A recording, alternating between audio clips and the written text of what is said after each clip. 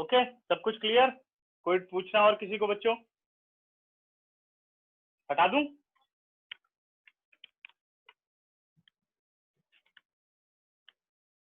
Okay,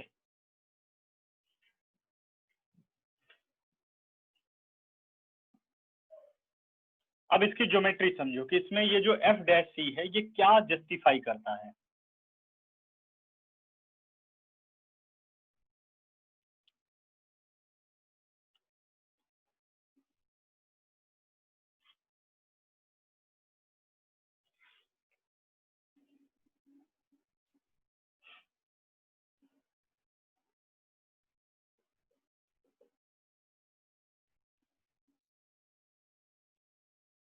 geometrically आते हैं। F x हमें एक फंक्शन दिया गया, कोई भी फंक्शन हम ले लेते हैं, y is equal to F X which is defined in close interval A B, defined in close interval A B. अब आप इसका ग्राफ बनाओ और ग्राफ ऐसा बनना चाहिए कि एफ ए और एफ बी बराबर नहीं होने चाहिए, है ना। जैसे पिछले वाले में बनाया तो बराबर थे, पूरी क्वेश्चन की ही जरूरत थी। अब हम बनाते हैं इसको,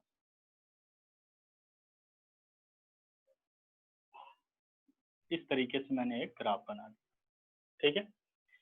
ये फंक्शन डिफाइंड हो रहा है बेटे ए से बी, यानी ए यहां से स्टार्ट हो रहा है, ये ए पॉइंट हो गया, और एंड इसका जो पॉइंट आ रहा है वो है बी पॉइंट, ठीक है। अगर मैं इस पॉइंट की बात करूं तो इसके कोऑर्डिनेट क्या होंगे, ए और एफ ए होंगे कोऑर्डिनेट, और इसके कोऑर्डिनेट होंगे बी और एफ बी। ये दो कोऑर्डिनेट आपके पास निकल गए। इस पॉइंट को मैं ए मान रहा हूं और इस पॉइंट को मैं बी मान रहा हूं, ठीक है। ए और बी को हम ज्वाइन कर देते हैं,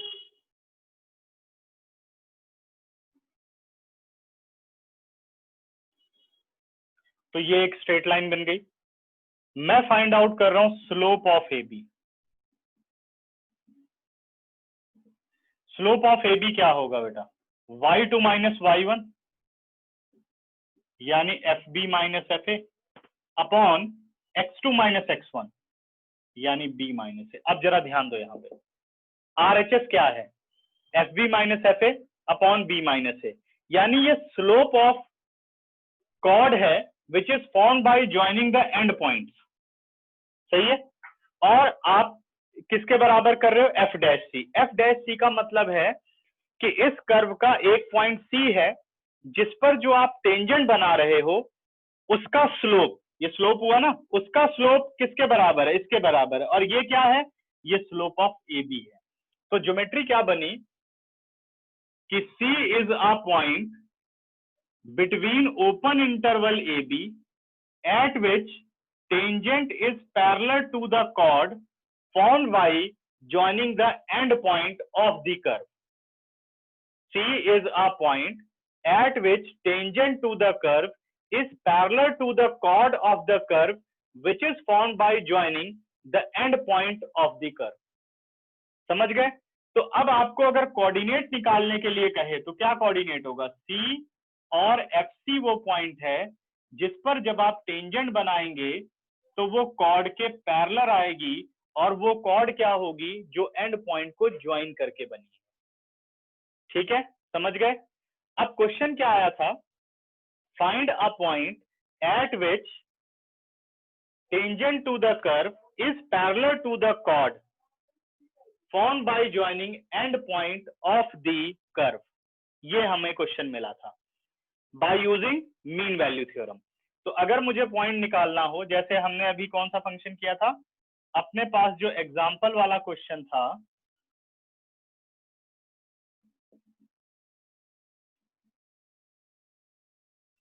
पहले मैं एक मिनट स्टेटमेंट कंप्लीट कर दूं। Coordinate of point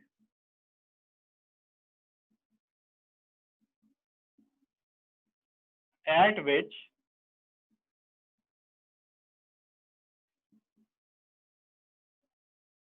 tangent to the given curve is parallel to the chord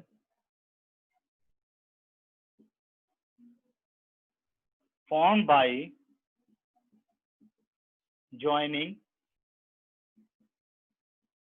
end point of the curve is equal to C, FC। ठीक है। अब अगर मैं बात करूं तो हमने जो पिछला एग्जाम्पल अपना किया उस एग्जाम्पल में था fx is equal to X square. यहां समझा रहा हूं बच्चों, fx is equal to X square और अपना कोऑर्डिनेट था 2 से 4। हमने जो c फाइंड आउट किया वो था 3। कह रहा वो पॉइंट बताओ जिसपे इस कर्व का जो टेंजेंट है वो पैरेलल टू दी कॉर्ड हो कर्व के जो इन एंड पॉइंट्स को ज्वाइन करके बनती है। तो आपने सीधे कौन सा पॉइंट ले लेना है, C हो गया 3, कोऑर्डिनेट ऑफ द पॉइंट, ये थोड़ा शॉर्ट में लिख दे रहा हूं,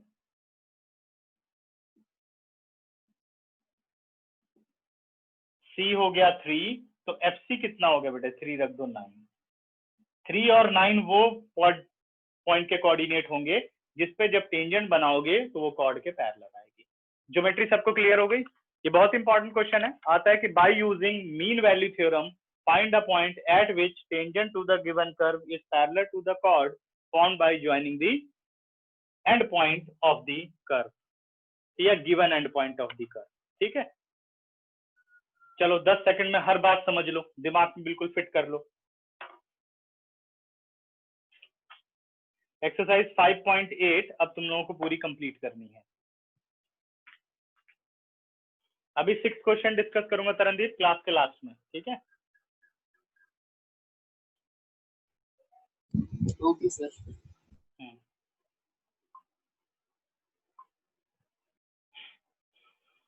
बाकी सभी हो गए, बाकी तो एनसीईआरटी का पेपर है, लेकिन मिसलेनियस तुम लोगों ने नहीं की थी, कर लिया या नहीं क्वेश्चन?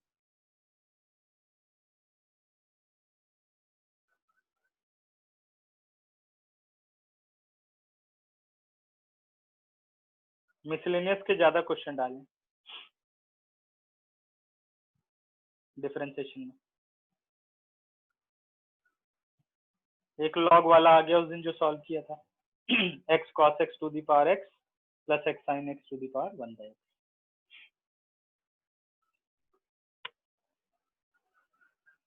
हाँ, मिसलेनियस पूरी नहीं हुई है ना, वही दिक्कत है। अब इन लोगों का तो यूटी हो गया, सारा मिसलेनियस आया हुआ है इसमें।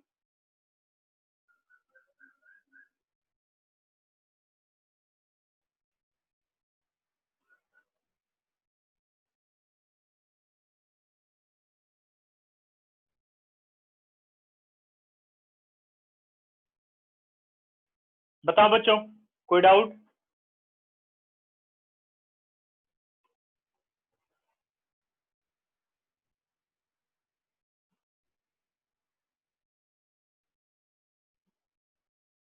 ओके, अब आओ एक्सरसाइज 5.8 पर। ठीक है, फटाफट समझा देता हूं इसे भी, जो कि ये कंप्लीट कर लो। पहला क्वेश्चन कह रहा है बेटे, verify the Rolle's theorem for the function. ये आप लोग खुद कर लोगे, सिंपल पॉलिनोमियल फंक्शन है एंड सॉल्व इट। दूसरा कह रहा है, अब एग्जामिन कह रहा है, ये नहीं कह रहा verify that. Examine if the Rolle's theorem is applicable to any of the following function, can you say that something about the converse of Rolle's theorem for these example. जो कन्वर्स ऑफ रोल्स थ्योरम होती है बेटे, वो मे और may not be occurred. ठीक है, ऐसा नहीं कि कन्वर्स इज ऑल्सो ट्रू। ठीक है, कन्वर्स किसी फंक्शन में हो भी सकती है, नहीं भी, तो इसलिए हम उसको ट्रू नहीं मानते। वो फंक्शन टू फंक्शन डिफाइंड होता है, बट ये ट्रू होता है। ठीक है, ये 100% होता है, क्योंकि कन्वर्स का मतलब ये है कि आप यहां से शुरू करते हो। कन्वर्स का मतलब है कि अगर कोई ऐसा पॉइंट है जिसपे किसी भी कर्व का टेंजेंट का स्लोप इक्वल है, तो वो डिफरेंशिएबल भी होगा, कंटिन्यूअस भी होगा, ये बातें वो कहने की कोशिश करता है। ठीक है, तो पूरे फंक्शन के बारे में बात कर रहा है, तो ऐसा एक पॉइंट हो सकता है और पूरे पे क्या पता वो कॉन्टिन्यूअस ना हो, एक पॉइंट पे हो सकता है, तो इसलिए कन्वर्स में और may not be true.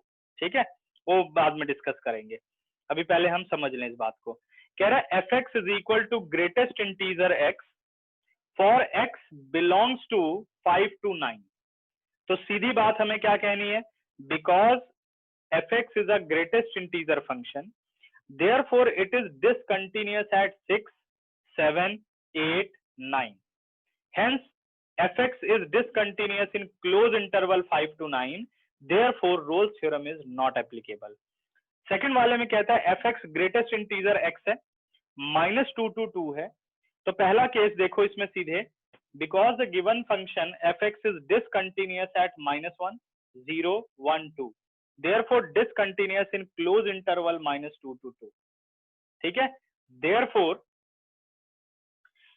this function therefore Rolle's theorem is not applicable। अब आ रहा हूं मैं थर्ड पार्ट पर, fx is equal to x square minus 1 for x belongs to closed interval 1 to 2। कह रहा क्लोज इंटरवल 1 to 2 है, तो आप बताओ कि क्या रोल्स थ्योरम एप्लीकेबल होगी, चेक करते हैं। ठीक है, कोई बात नहीं।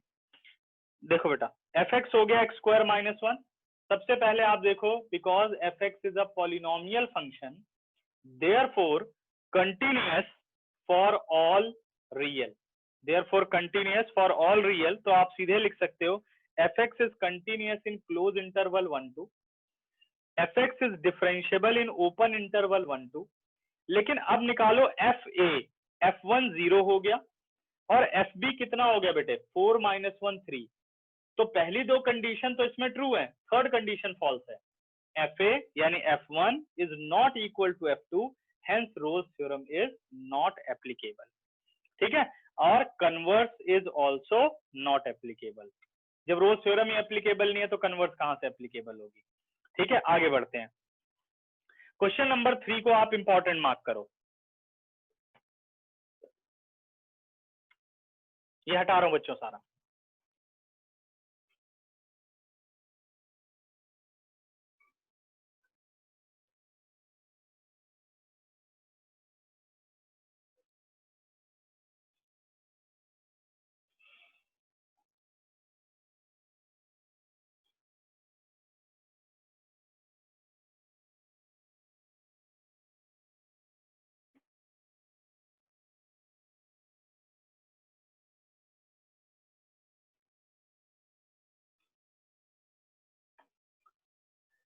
कह रहे let if F is a function,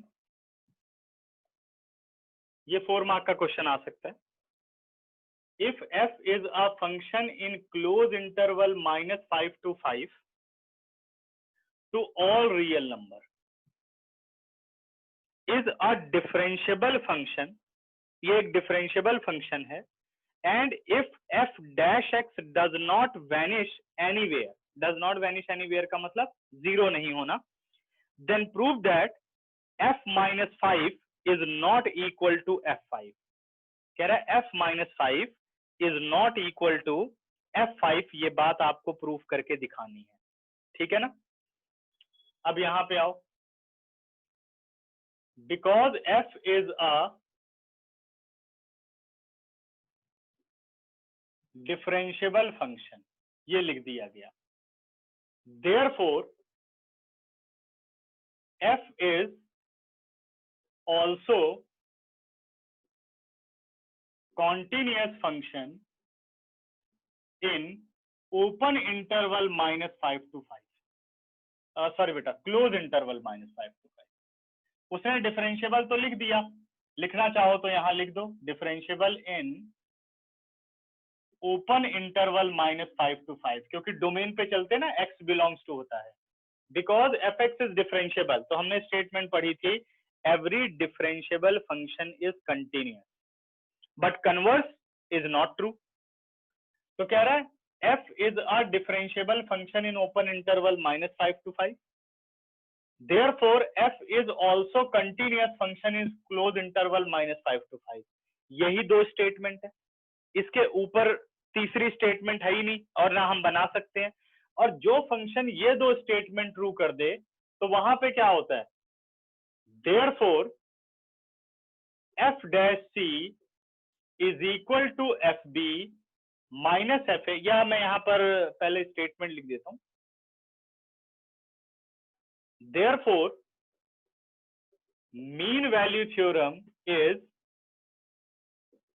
applicable. This implies अगर मीन वैल्यू थ्योरम एप्लीकेबल होगी तो एफ डैश सी किसके बराबर होगा?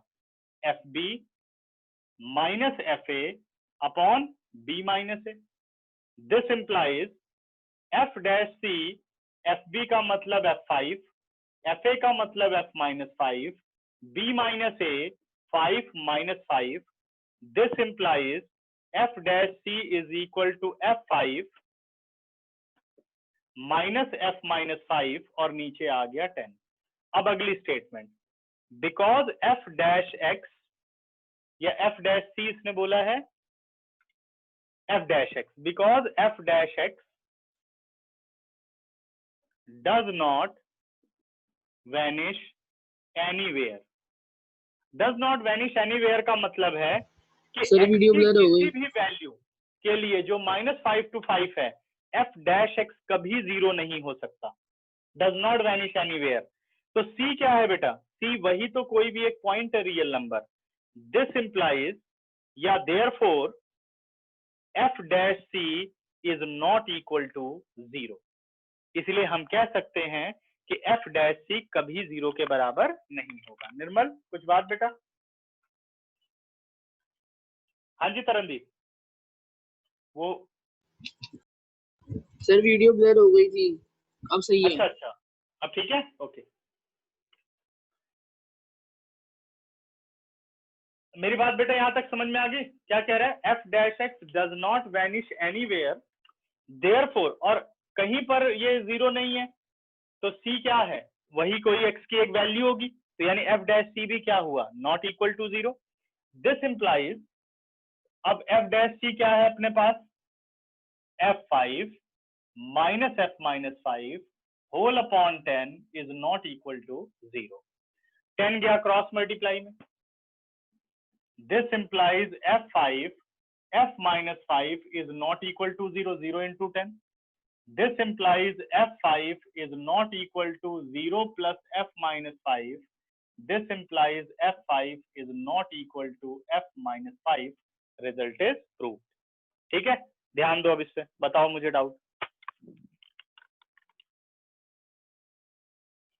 इसके बाद के आप सारे क्वेश्चन कर सकते हो, 4th 5th 6th. ठीक है सर, एक बार रिपीट कर दो. ओके.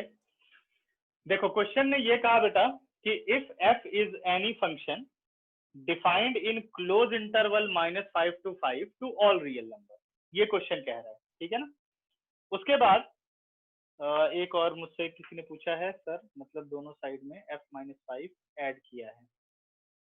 हाँ ऐसा कर सकते हैं, बिल्कुल बोल सकते हैं. ठीक है, बाकी मैंने तो सिंपल अलजेब्रा यूज किए बच्चे. ठीक है, तो f close interval -5 to 5 to all real because f is a differentiable function. ये क्वेश्चन ने बोला है कि f एक डिफरेंशिएबल फंक्शन है. Because f is a differentiable function, तो डिफरेंशिएबल कभी क्लोज नहीं होगा, ओपन लिखना है, ओपन -5 to 5. कोई भी डिफरेंशिएबल फंक्शन क्या होता है बेटे? वो जरूर कॉन्टिन्यूअस होगा. हम उस स्टेटमेंट का यहाँ इस्तेमाल करते हैं. Therefore f is also continuous in closed interval -5 to 5. लक्ष्य कोई दिक्कत? बढ़े आगे. ठीक है, तो अगर एक फंक्शन बेटा ये दोनों बातें जस्टिफाई कर देता, तीसरी हमें चेकिंग के लिए है ही नहीं कि यस लक्ष्य बोलो.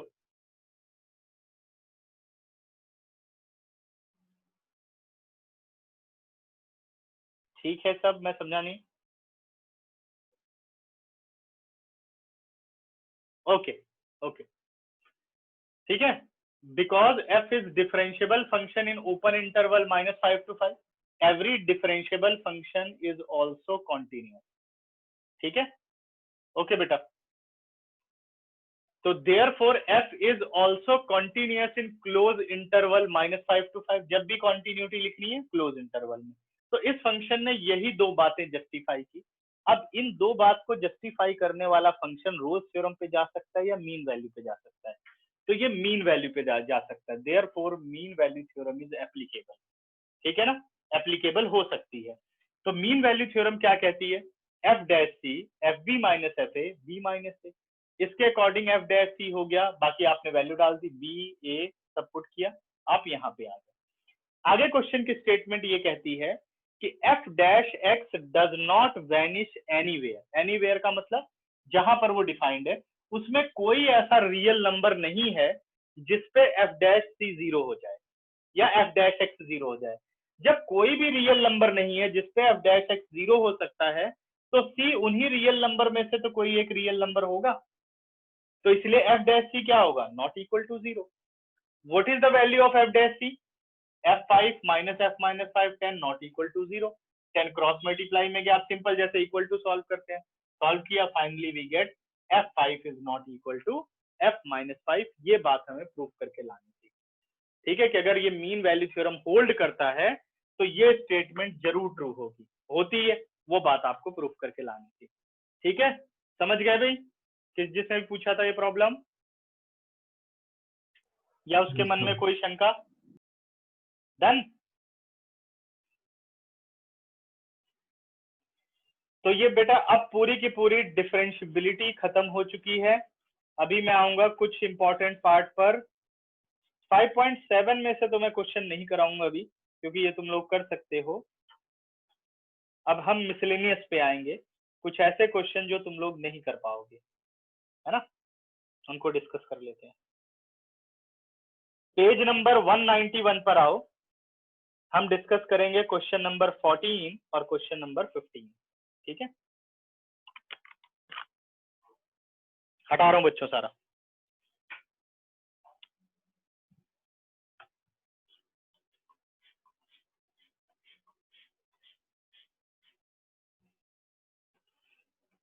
अच्छा, नाम नहीं बताऊंगा, लेकिन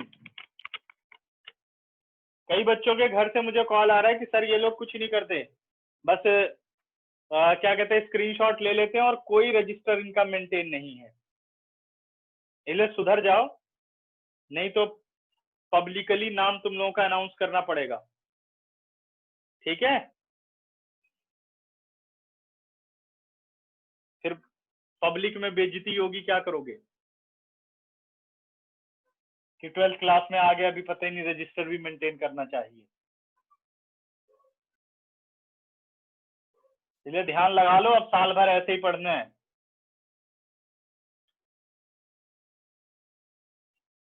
अच्छा, 5.7 का क्वेश्चन नंबर 13।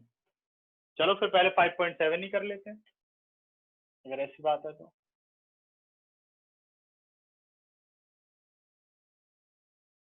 या एक एक क्वेश्चन कर दूं फिर करा।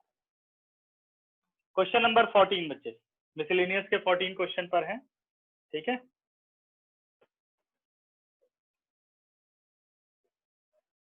क्वेश्चन नंबर 14 कह रहा है, यह भी इन लोगों के यूटी में भी आया है। If x is equal to, सभी आ जाओ पेज नंबर 191 पर। If x into √1 plus Y plus y into √1 plus X is equal to 0। ये बोर्ड में भी क्वेश्चन आ चुका है। ठीक है, अच्छा 5.6 में भी दिक्कत है, ओके, आते हैं अभी उस पे।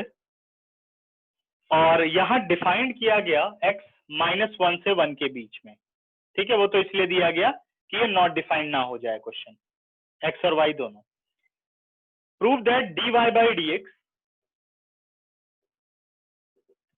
Is equal to -1 upon 1 plus X whole square. Question में क्या खास बात है, इस चीज को अब आपको समझना है। सबसे पहले अगर आप क्वेश्चन को देखो तो ये एक इक्वेशन है, सही है ना, एक इक्वेशन है, जैसे इम्प्लीसिट फंक्शन था वैसे ये एक इक्वेशन है कि भाई वैल्यूज इज इक्वल टू 0, ये दे रखा है। ठीक है, हमें क्या करना है, सबसे पहले फंक्शन बनाना है। अब देखो फंक्शन कैसे बनाएंगे, और दूसरा हिंट आपको ये मिल रहा है कि आप रूट को अगर डिफरेंशिएट करोगे तो आंसर किस में मिलेगा, रूट में ही मिलता है। रूट एक्स का डेरिवेटिव 1/2 रूट एक्स, तो यहाँ जितने भी रूट हैं जब डेरिवेटिव करोगे तो रूट में आंसर मिलेगा। लेकिन अगर आप प्रूफ देखो तो विदाउट रूट है, तो क्वेश्चन में हमें क्या करना होगा, सबसे पहला काम हमें करना होगा कि रूट हटाने के बाद ही हम डेरिवेटिव करें। और रूट कैसे हटता है, स्क्वायरिंग से। और उस स्क्वायरिंग को इजी बनाने के लिए आप क्या करो, सबसे पहले फंक्शन में वैल्यूज को सेपरेट करो।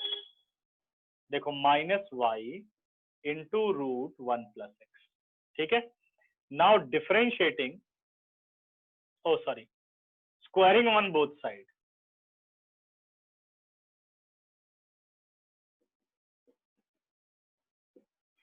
दोनों तरफ जब आप स्क्वायर करोगे, x root 1 + y whole square minus y root 1 + x whole square, square of x, और इधर स्क्वायर हुआ तो रूट खत्म हो गया, y का स्क्वायर हो गया और ये हो गया 1 + x, ठीक है। अब कई सोचो कि भाई यहां से ही डेरिवेटिव शुरू कर दे, नहीं, क्योंकि अभी ये डिफाइन करना है कि जो आप वैल्यूज y की निकालोगे, क्या वो इस एक्सप्रेशन को जस्टिफाई करेगी। जो y की वैल्यू एक्सप्रेशन को जस्टिफाई करेगी, आप उसी का डेरिवेटिव कर सकते हो, क्योंकि वही एक प्रॉपर फंक्शन है, ठीक है। अभी देखो कैसे आएगा। अब मैंने ब्रैकेट खोला, ये आ गया x² + x² y² + y² x। Rearrange करते हैं, ये आ गया x² + x² y minus y² minus y² x 0।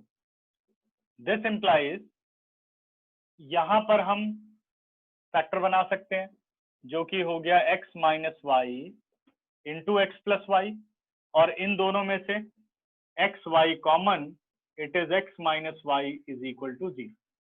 अब पूरे रिलेशन में से कॉमन क्या आ रहा है बेटे, x - y with in a bracket x + y + xy = 0। Either x - y = 0 और x + y + xy = 0। This implies x = y, यहां से y आपने कॉमन ले लिया 1 + x - x। This implies y = -x/1 + x, ठीक है। एक x = y आ गया है और एक ये वैल्यू आ गई, ठीक है। अब चेकिंग करते हैं, व्हेन y = x, रिप्लेस कर दो value, x root 1 + x plus, अब x की इधर भी वैल्यू डालो y की, x root 1 + x = 0। This implies twice of x root 1 + x = 0। twice of root 1 + x = 0। अगर आप ये देखो, ये वाली जो कंडीशन है सिर्फ x की एक वैल्यू के लिए ट्रू है। बिना स्क्वायरिंग के बेटा ये नहीं हो पाएगा निर्मल, क्योंकि रूट नहीं हटेगा, ठीक है, कभी आंसर ही नहीं आएगा इसका। अब आप ध्यान दो, तो सिर्फ -1 से 1 में x की वैल्यू दे रखी है, उसमें आपके पास सिर्फ 0 एक ऐसा नंबर है जिसके लिए ये एक्सप्रेशन ट्रू है, बाकी और किसी के लिए ये स्टेटमेंट ट्रू नहीं हो सकती। क्या 0 देगा, उसके अलावा कोई भी नंबर आप ले लो, ठीक है। तो therefore this situation is not exist for all 2x root 1 + x is not equal to 0, खत्म। यानी आप इसको अब डिफरेंशिएट नहीं कर सकते, ठीक है। और कई सोचते हैं dy/dx 1 हो गया, हमें प्रूव नहीं करना इसलिए छोड़ देते हैं, तो ऐसा नहीं है, ये इसका मतलब है। अब दूसरा वाला लो, when y -x upon 1 + x। अब इसे मैं जस्टिफाई नहीं करूंगा, ये तुम लोग समझ जाओगे। अगर मैं y की जगह रख दूं x, और ये आ गया 1 - x अपॉन 1 + x, जब आप एलसीएम लोगे तो ये आ जाएगा आपके पास 1 upon 1 + x in the root. यहां आप वैल्यू रखो, -x upon x + 1 into root 1 + x, simplify करोगे तो आ जाएगा -x upon 1 + x whole root. ये दोनों कैंसिल आउट होके 0 = 0 हो जाएंगे, ठीक है। नहीं, बिना स्क्वायरिंग के होगा नहीं बेटा, ट्राई करके देखना, हो जाए तो बताओ। यानी ये वाली स्टेटमेंट अब ट्रू है। अब आप इसका कर दो सीधे differentiation, differentiating with respect to X. जब डेरिवेटिव करूंगा तो y का डेरिवेटिव क्या हो गया, dy by D X minus common, और यहाँ क्या लगेगा, question rule, 1 plus X as it is, X का derivative 1 minus X as it is 1 plus X का डेरिवेटिव, बेटा 1 का 0 एक्स का 1, और नीचे हो गया डिनोमिनेटर होल स्क्वायर। यानी क्वेश्चन में डिफरेंशिएशन के बारे में तो कुछ था ही नहीं, जो कुछ था फंक्शन डिफाइन करने के बारे में था, -1/1 प्लस एक्स होल स्क्वायर। ठीक है, देखो ध्यान से, फिर बताओ मुझे किसको क्या डाउट है। बात क्लियर हो गई हो तो आगे चलें। सर सर ये 2x root 1 plus X is not equal to 0 क्यों हुआ? क्योंकि अगर आप देखो -1 से 1 तक क्या हर एक रियल नंबर के लिए बात सही होगी, सिर्फ एक रियल नंबर के लिए बात सही होगी। वो कौन सा रियल नंबर है, बस 0, तो पूरे पे तो डिफाइन नहीं हो रहा, इसलिए गलत हो गया।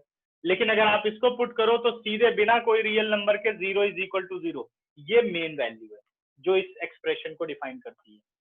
तो ये फॉल्स हो गई और ये ट्रू। अब आप, ये प्रॉपर फंक्शन है, इसका आप डेरिवेटिव कर सकते हो, ठीक है ना। Okay sir. वो मेथड बेटा कभी आंसर दे ही नहीं सकता। आप खुद सोचो, सर पहले सम एंड डिफरेंस, ठीक है, फिर प्रोडक्ट रूल अप्लाई करेंगे, ओके, लेकिन जब आप प्रोडक्ट रूल अप्लाई करोगे एक ही बार डेरिवेटिव करोगे, देखो x इसका 1/2 रूट 1 प्लस वाई, फिर 1 प्लस वाई का बेटा dy by D X, Y as it is इसका डेरिवेटिव 1/2 रूट 1 प्लस एक्स। अब कितना भी आप एलसीएम ले लो, डेरिवेटिव तो खत्म ना, क्या रूट खत्म कर पाएंगे हम, रूट हम खत्म नहीं कर पाएंगे, समझ गए। अच्छा केशव, सेकंड पार्ट मुझे एक्सप्लेन करना है। अच्छा ये बात सही है केशव, अनम्यूट हो जाओ, बताओ। यहाँ तक ठीक है बेटे, एक्स और वाई और ये वैल्यूज दोनों आ गई, ठीक है ये? यस सर, हाँ, यस सर। अब क्या होता है कि आपको ये देखना है कि भाई Okay, इस sir. स्टेट में, हाँ, इस एक्सप्रेशन को इन दोनों वैल्यूज में से कौन सी वैल्यू जस्टिफाई करेंगे। अगर दोनों जस्टिफाई करेंगे तो दोनों प्रॉपर फंक्शन है, समझ गए। तो हमने क्या किया, x is equal to Y पहले पुट किया, ये देखो आउटपुट आ गया, x as it is 1 plus Y की जगह x as it is root 1 plus Y की जगह x रखा एज इट इज, दोनों प्लस करके ये वैल्यू आ रही है 0 के बराबर। अब ये वैल्यू x को उसने रिस्ट्रिक्ट किया है -1 से 1 के बीच में, ठीक है।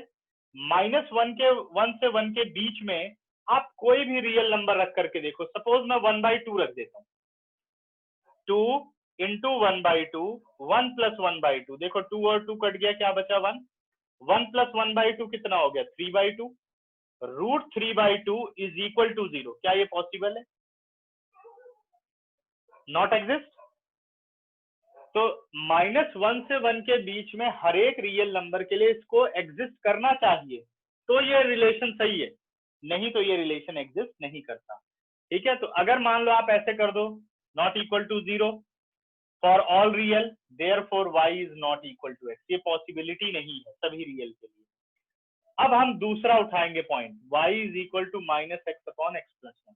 देखो अगर मैं इसे रखता हूं, यहां देखना रफ में, x as it is root 1 minus x/1 plus x, plus y की जगह रख दिया बेटे -x/1 प्लस x और root 1 plus x। 1 plus x में एलसीएम लूंगा, x से x कट जाएगा, ये आ गया x रूट 1/1 प्लस x, यानी x upon root 1 plus x, तो इसकी वैल्यू आ गई, माइनस ये पावर है 1 पूरे की और इसकी पावर है हाफ, तो 1 माइनस हाफ क्या बच जाएगा, हाफ। ये देखिए जब एक्सप्रेशन में पुट करते ही 0 इज इक्वल टू 0 आ गया, तो क्या -1 से 1 के लिए बात ट्रू नहीं होगी। तो therefore y is equal to this function is true. अब आप इसका डेरिवेटिव कर सकते हो। मेरी बात पहुंच गई भी केशव, क्लियर?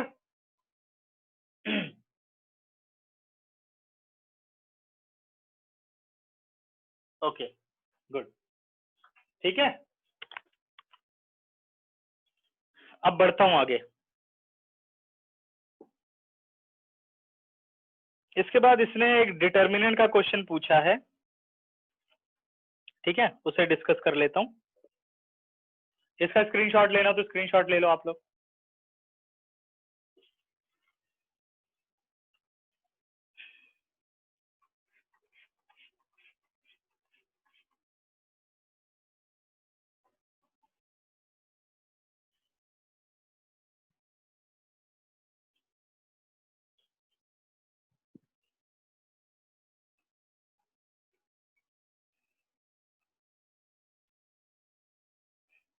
और तैयारी करते रहो, पूरे चैप्टर का टेस्ट होगा संडे 1 आवर का।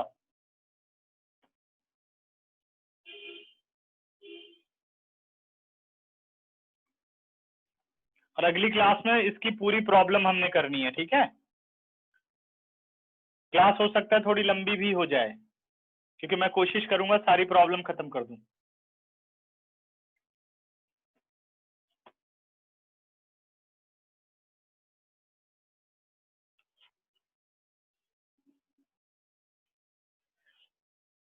एक क्वेश्चन आया है,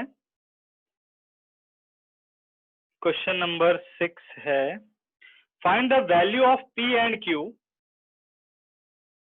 ठीक है, अच्छा क्वेश्चन है, तुम लोग भी इसको नोट कर लो, डिटर्मिनेंट का है। Find the value of P and Q for the equation 2x plus P Y plus 6z is equal to 8 and x plus 2y plus qz is equal to 5 and x plus y plus 3z is equal to 4 may have unique solution or no solution। Unique solution और no solution, ये जो question है ये matrix method का question होता है, ठीक है। तो 3 हमें लीनियर इक्वेशन गिवन होती है और उससे हमें फाइंड आउट करना होता है एक्स वाई जेड की वैल्यू। बट इसमें क्या है, क्वेश्चन में कन्वर्स दिया गया कि अगर इसका यूनिक सॉल्यूशन है तो सबसे पहले क्या करते हैं कि जो गिवन इक्वेशन है उसे आप मैट्रिक्स की फॉर्म में लिखते हो। उसे कैसे लिखते हैं, 2 1 1, पहला कॉलम किसका होता है, एक्स का, दूसरा कॉलम वाई का, P2 1 P2 1 वाई, और तीसरा जेड का 6Q3, और नेक्स्ट कॉलम अपने पास होता है बेटे एक्स वाई जेड का। वैसे तो शायद ये ऑब्जेक्टिव 1 नंबर का क्वेश्चन है, बट मैं इसे प्रॉपरली डिफाइन कर दे रहा हूँ। 8 5 4। यूनिक सॉल्यूशन का मतलब होता है एक्स वाई जेड की एक एक वैल्यू निकलेगी, यूनिक वैल्यूज निकलेंगी, ठीक है। लेकिन उसके लिए जो ये डिटर्मिनेंट होता है बेटे, ये इस डिटर्मिनेंट की वैल्यू पर डिपेंड करता है कि इसका यूनिक सॉल्यूशन होगा, नो सॉल्यूशन होगा, या इनफाइनाइट मैनी सॉल्यूशन होगा। कुछ टेंथ का याद आ रहा हो, लीनियर इक्वेशन इन 2 वेरिएबल, जब ग्राफ एक पॉइंट पे काटते हैं तो यूनिक सॉल्यूशन, वो पॉइंट निकाला जाता है। जब लाइनें पैरेलल होती हैं तो नो सॉल्यूशन, ठीक है। और जब लाइनें कोइंसिडेंट होती हैं तो इनफाइनाइट मैनी सॉल्यूशन। कुछ उसी से ये भी रिलेटेड होता है, क्योंकि लीनियर इक्वेशन इन 3 वेरिएबल हो जाता है यहाँ पे। तो यहाँ ग्राफ तो नहीं बनाते, ठीक है, क्योंकि ग्राफ 3 डायमेंशनल प्लेन में बनेगा। तो आप क्या करते हो, यहाँ एल्जेब्रिकली ये बात बताते हो। तो because system of equation has unique solution, therefore a determinant is not equal to 0। अगर इसका जब आप डिटर्मिनेंट निकालोगे तो वो नॉट इक्वल टू 0 आना चाहिए, तो यूनिक सॉल्यूशन होगा, ठीक है। और अगर इक्वल टू 0 आता है तो नो सॉल्यूशन भी हो सकता है और इनफाइनाइट मैनी सॉल्यूशन भी हो सकता है। लेकिन इन्होंने सिर्फ पी और क्यू बोला है, तो हमें आगे बढ़ने की जरूरत नहीं पड़ेगी, ठीक है। तो पहले केस में बोला है भाई यूनिक सॉल्यूशन में बताओ इसकी क्या वैल्यू होगी, तो A determinant is not equal to 0 कर दिया। This implies 2 1 1 P21 6Q3 whole determinant is not equal to 0। अब डिटर्मिनेंट सॉल्व करने का क्या तरीका है, एक्सपेंड थ्रू एनी रो और कॉलम। तो 2 को एज इट इज रखा,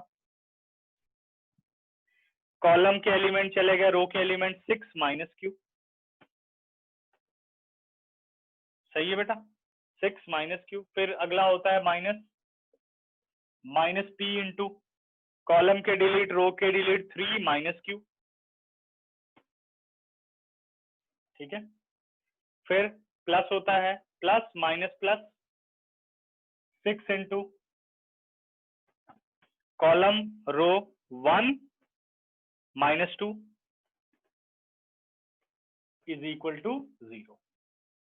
तो ये एक्सप्रेशन आ गई बेटे अपने पास 12 माइनस 2q और minus 3p plus p into Q. 1 minus 2 कितना हो गया, 1 माइनस 2 हो गया -1, it is -6 is equal to 0। तो एक्सप्रेशन अपने पास बन गई -2q minus 3p plus pq। 12 minus 6 हो गया प्लस 6 इज इक्वल टू 0। ये अपने पास वैल्यू आ गई, लेकिन p और q की वैल्यू निकालने के लिए बोल रहा है ये। ठीक है, देखते हैं कि p और q की क्या वैल्यू लें जो कि ये जस्टिफाई हो जाए। -2q minus 3p plus pq plus 6 is equal to 0। 3 और 2 5 और 1 6। तो इसमें मुझे लगता है बेटा कॉन्सेप्ट लगाना पड़ेगा कि q इज 1, p इज 1। देखो जब मैंने q को 1 रखा तो ये आ गया -2। ठीक है, फिर p को 1 रखा तो ये आ गया -3। p into Q 1 into 1 1। इसमें से एक होना चाहिए था, 6 बनना है ना, क्योंकि -2 और -3 तो हो गया -5 प्लस 1 हो गया -4। नहीं, ये गड़बड़ हो गया सर क्योंकि ये हमें बनाना था -6 0। कैसे हो गया? हाँ बेटा, सर ये सेकंड स्टेप से थर्ड स्टेप पे -6 प्लस 6 कैसे हो गया? वो 12 में से माइनस कर दिया ना, 12 माइनस 6 ओके सर। ठीक है ना। हाँ, तो अब इसमें हमें रैंडमली नंबर सोचना पड़ेगा जो इन्होंने दिए है, तभी ऐसा हो पाया। क्योंकि मैंने सोचा था कि एक्सप्रेशन बन जाएगी, बाकी करते ऐसे ही एक्सप्रेशन बननी चाहिए, बट ये रैंडम वैल्यू से अब हमें करना पड़ेगा। अब रैंडम वैल्यू इसमें क्या लें, coefficient of P P Q. Q अगर मैं 1 रख देता हूँ, पी रख देता हूँ 1, ये बीच में प्रोडक्ट आ गया, नहीं तो अब दूसरा भी नॉट इक्वल टू 0 भी यही रहेगा। ठीक दिया इन्होंने क्वेश्चन, ये एक बार चेक कर लेता हूँ।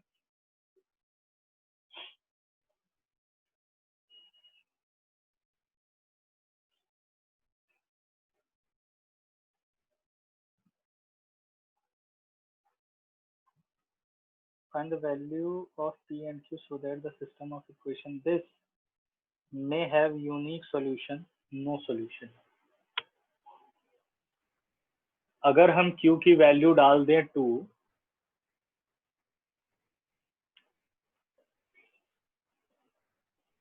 तब एक काम करते हैं, इसको ऐसे बनाने की कोशिश करते हैं, कुछ बन जाए। q पुट कर दूं 1, ठीक है, उसके बाद p निकाल लेता हूं, -2, ठीक है, -3p प्लस p प्लस 6 0। ठीक है ना। तो 3p माइनस 3p कितना हो गया, p -2p प्लस 4 0, -2p इधर कितना आ गया बेटे, -4, p इज इक्वल टू 2। तो q इज 1, p इज 2। ये देखो, तो ऐसे तो इनफाइनाइट निकल सकते हैं। ठीक है, जिस हिसाब से p और q की वैल्यू होगी। हाँ, 4 और 6, अब इसमें जो मर्जी रखो, कुछ भी q सोच लो, उसके अकॉर्डिंग p निकाल लो। तो देयर आर इनफाइनाइट वैल्यूज। ठीक है, समझ में आ रहा है। देखो जैसे मैंने रख दिया q1, तो कितना आंसर आया, -2 -3p, चेक कर देता हूं, -2 -6 कितना हो गया, -2 और -6 -8 2 -6 प्लस 6 0। बहुत सारे बन सकते हैं, तो एक भी निकाल के दे देते और लिख देते there are infinite possible values. इसी तरीके से जो नॉट इक्वल टू वाला बेटा है, q को हम ले लेते हैं 1, ठीक है। अब नॉट इक्वल टू में तो बहुत सारी वैल्यूज हो सकती है, बस 0 के बराबर नहीं आना चाहिए। नो सॉल्यूशन में एक मिनट, ये इक्वल टू 0 वाले हैं ना, ये नॉट इक्वल टू 0 वाले हैं, सॉरी, ये हमें नॉट इक्वल टू 0 वाले में लाना है। तो नॉट इक्वल टू 0 में इनफाइनाइट वैल्यूज है। अगर Q 1 है तो P यहाँ पर कोई भी ले सकते हो, 1 ले लो तब भी नॉट इक्वल टू 0 ही आएगा। ये 0 वाला मैंने निकाल दिया था, नो सॉल्यूशन वाला। इसी तरीके से अगर मैं नो सॉल्यूशन वाले की बात करूं तो यहाँ 2 मत लिखो, यहाँ पे 1 ही लिख दो, नॉट इक्वल टू 0 आएगा, Q1 P1। इसी तरीके से अगर हम इक्वल टू 0 वाले पे बात करें तो वही वर्किंग कर देनी जो अभी कर रहा था। तो नो सॉल्यूशन के केस में होता है A determinant is equal to 0। Determinant आप निकाल चुके हो, -2Q - 3P plus P into Q plus 6 is equal to 0। अब यही वर्किंग कर लो, Q इज 1 तो P निकल गया 2, Q इज 2 तो देखते हैं P क्या निकलता है। Q को मैंने 2 डाला तो ये हो गया -4, -3P एज इट इज रहने दो, Q को हमने 2 डाला हुआ, ये बन गया +2P plus 6 0, -3P plus 2P it is -P plus 2 0, P कितना आ गया 2, अभी भी P क्या मिल रहा है 2। Q को 1 डाला तो P हमें क्या मिला 2, अगर Q को 2 डाल रहा हूं तब भी P कितना मिल रहा है हमें 2 मिल रहा है, कोई बात नहीं। तो ऐसे बहुत सारी वैल्यूज बन सकती हैं, ठीक है। परमदीप आ गया समझ में? Yes, sir. हाँ, ये ऐसे ही क्वेश्चन था, बस डिटरमिनेंट निकाल के बता देते, ठीक है। ओके, तो अब कर लेते हैं क्लास। 1 मिनट, एक अनुराग ने पूछा है,